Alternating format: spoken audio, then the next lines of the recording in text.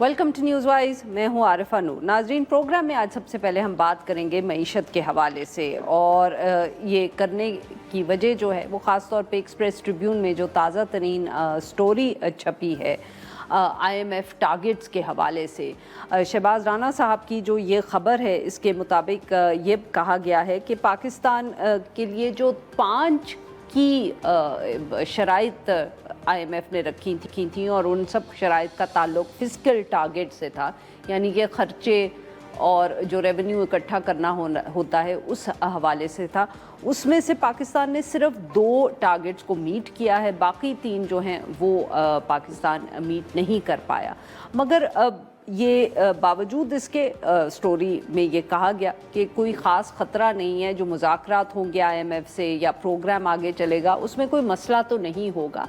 मगर जो 3 targets miss हुए हैं, शायद वो कहीं ना कहीं निशानदही भी करते हैं कि हमारी जो मईशत है इसमें क्या मसाइल अब भी मौजूद हैं। तो ये जो स्टोरी है which is based on the जो समरी मिनिस्ट्री ऑफ फाइनेंस ने ख़ुद रिवील की है, डिटेल्स जो हैं ख़ुद रिलीज़ की हैं, तो उसमें जो सबसे बड़ा अहम पॉइंट है कि क्या टारगेट्स मिस हुए, उसमें यही है कि जो प्रोविंसेस यानी कि जो सूबों के हवाले एक शर्त थी कि उन्होंने कितना सरप्लस जो है उसको जनरेट करना है, तो वो टारगेट जो है वो मिस हुआ है। उनको जितना टारगेट IMF की तरफ से दिया गया था वो नहीं मीट हुआ, ख़र्चा ज़्यादा सूबों ने कर दिया।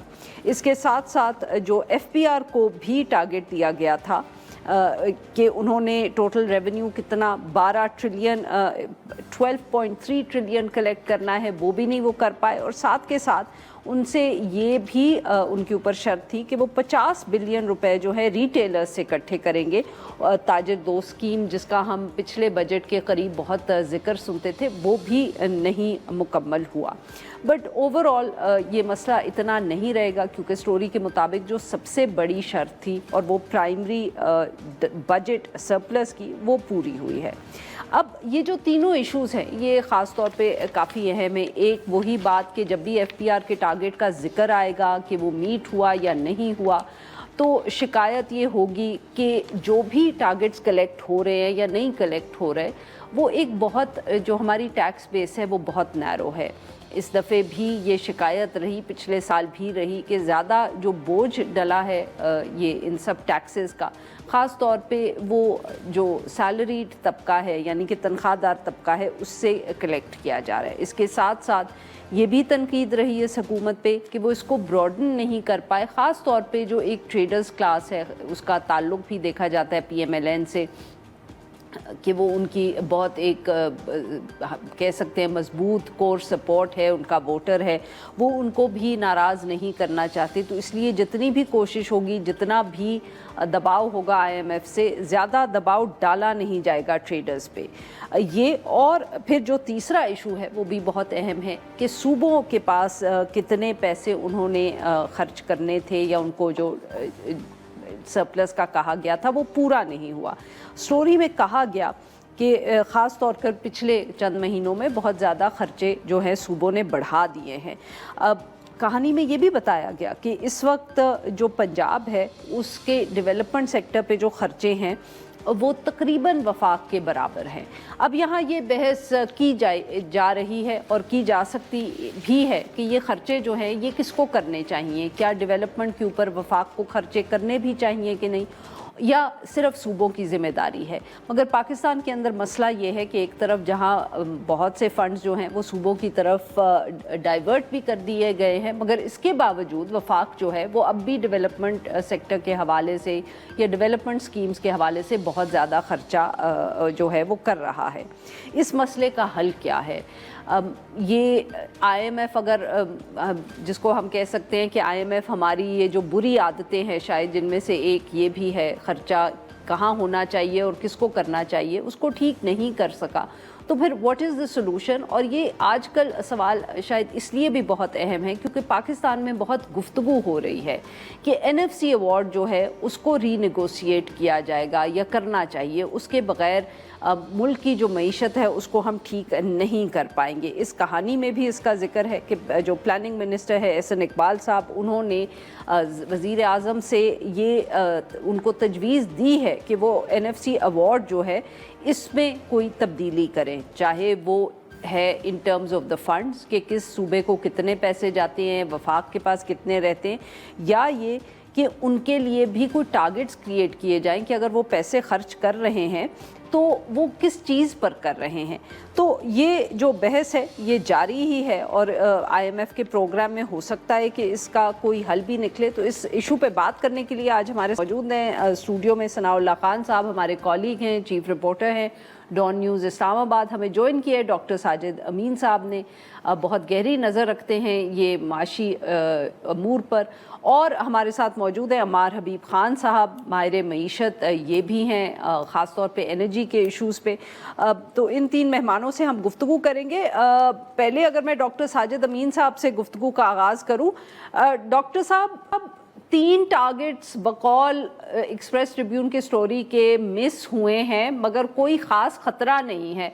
बट सर, जैसे मैंने कहा कि जब भी आप ये मिस टारगेट्स को देखें तो फिर जो दूसरी तनकीद होती है हुकूमत की मईशत की हैंडलिंग पे कि रिफॉर्म नहीं कर पाए, तो लगता ये है कि ये तीनों जो मिस टारगेट्स हैं दे हाईलाइट दैट बिट कि वो जो रिफॉर्म करना था या कुछ टैक्स बेस को ठीक करना था, कुछ खर्चे कम करने थे, हुकूमत ने उस पर कोई काम नहीं किया। और शायद IMF को भी इससे फ़र्क नहीं पड़ता क्योंकि स्टोरी बार बार कह रही है कि ये टारगेट्स मिस हुए हैं, इट डजंट मैटर।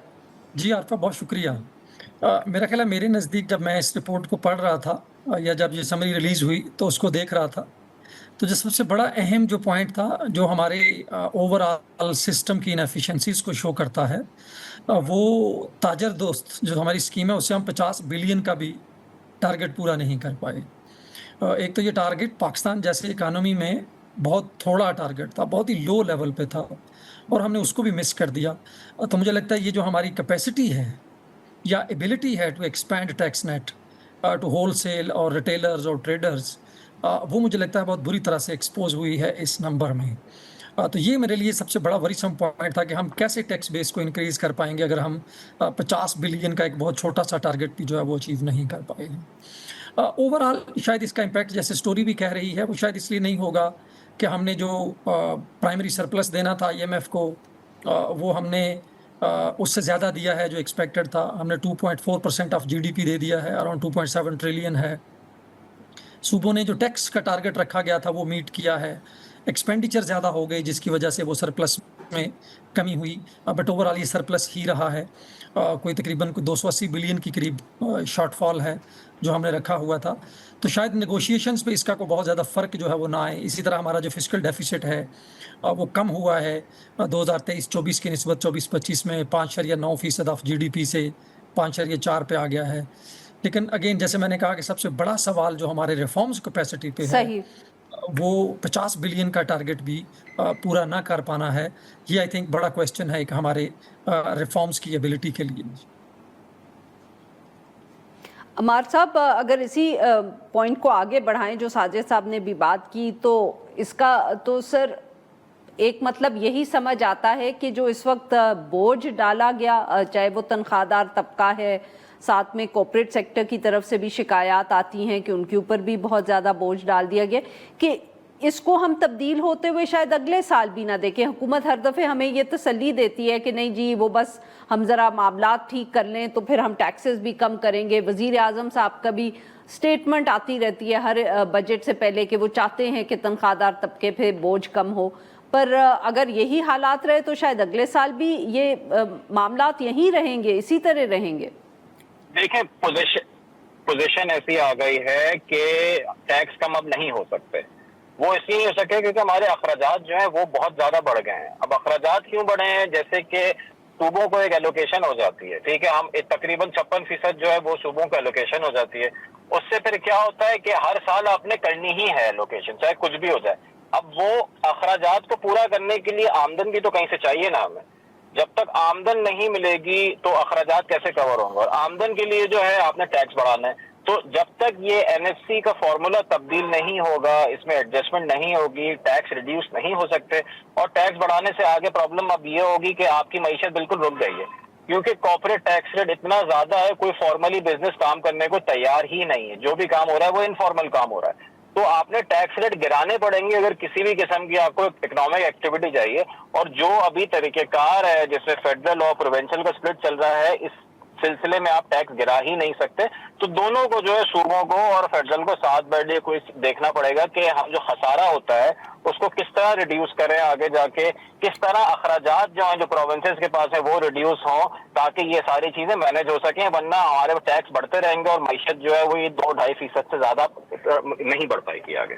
عمار صاحب ویری کوئکلی، یہ کنسنسس سے فیصلہ ہوگا یا ایک آئینی ترمیم سے فیصلہ ہوگا؟ جیسے آپ نے کہا کہ NFC ایوارڈ کا تو پرنسپل یہی ہے کہ ایک دفعہ جو اماؤنٹ سیٹ ہو گیا وہ کم نہیں ہو سکتا. نہیں دیکھیں، اس میں وہ تو فیصلہ طے ہو گیا، مطلب پتھر پہ لکیر تو یہ نہیں ہے کہ فیصلہ طے ہو گیا، اس کے علاوہ کچھ ہو نہیں سکتا. کرنا ہمیں یہ چاہیے کہ جی ڈیفیسٹ جو ہے، خسارہ جو ہوتا ہے اس کو کس حساب سے ریڈیوس کرنا ہے. صوبوں نے بھی اپنے اخراجات کم کرنے ہوں گے. ابھی ہوتا یہ ہے کہ فیڈرل جو ہے صرف آمدن بے تحاشا اکٹھی کرتا ہے ٹیکسز کے تھرو، وہ سارا صوبوں میں بانٹ دیتا ہے. صوبوں کی بھی رسپانسبلٹی ہی نہیں ہے ٹیکس کلیکٹ کرنے کی. اس میں یہ دیکھیں کہ جی ہارڈ ٹارگٹ ہونا چاہیے کہ صوبے اپنے اخراجات کتنے اپنے ٹیکسز کے تھرو کر سکتے ہیں. آپ کراچی میں دیکھ لیں، کراچی میں بے تحاشا پراپرٹی ٹیکس کلیکٹ ہو سکتا ہے مگر وہ ہوتا نہیں کیونکہ صوبے کو انسینٹیو ہی نہیں ہے.